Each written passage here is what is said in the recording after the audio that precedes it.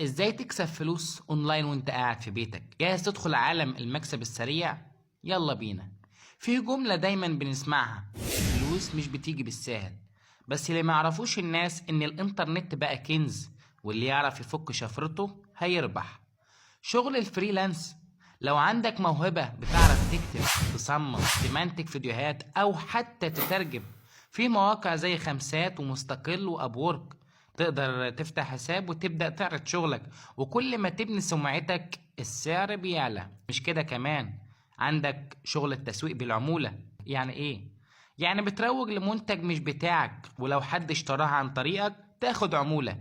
في ناس بتكسب آلاف الدولارات حرفيا من شغل زي ده، وده من غير ما يكون عندك منتج ولا ستوك. مش كده كمان، عندك كمان شغل التيك توك والريلز، فلوس بالمشاهدات. لو عندك كاريزما، صوتك حلو، محتوى يشد، ابدأ نزل فيديوهات على تيك توك وانستجرام، وخلي عندك خطة ذكية تجيب مشاهدات، وبعدها الشركات هتجيلك ترعاك او تشتري مساحة اعلان عندك.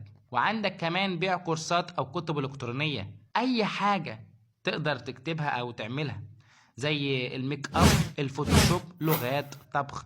سجل فيديوهات او حتى اكتب دليل بسيط عنها، وبيعه على مواقع زي يوديمي او حتى على تليجرام او واتساب لمتابعينك. وانت بتحب اللعب وبتتسلى، عندك طريقة ذكية زي لعب الجيمنج والبث المباشر. بتحب تلعب؟ طب ايه رأيك تكسب منها؟ في ناس بتكسب بالدولار من الألعاب، من خلال البث المباشر على فيسبوك أو تويتش أو حتى التيك توك زي ما قلت لك. بس خد بالك، الطريق مش سهل، محتاج صبر، تركيز وذكاء. وكل ما تبقى شاطر في حاجة هتلاقي الناس بتدور عليك وفلوسك بتزيد كل يوم. ما تنساش تتابعني باشتراك وتفعيل الجرس، واستنى الجديد من أرباح السوشيال ميديا.